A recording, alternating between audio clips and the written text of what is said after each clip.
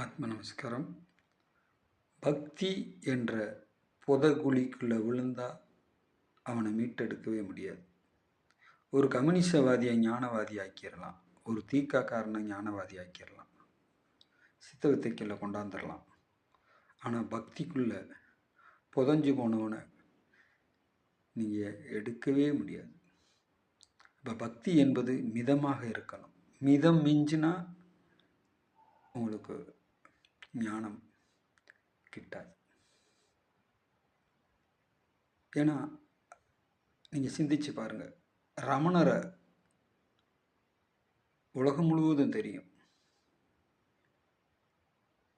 ஆனால் ஒரு பக்தியில் இருக்கக்கூடிய ஒரு நாயன்மார்கள் பெயரை சொல்லி உலகம் முழுவதும் தெரியுமான்னு நீங்கள் கேட்டு பாருங்கள்.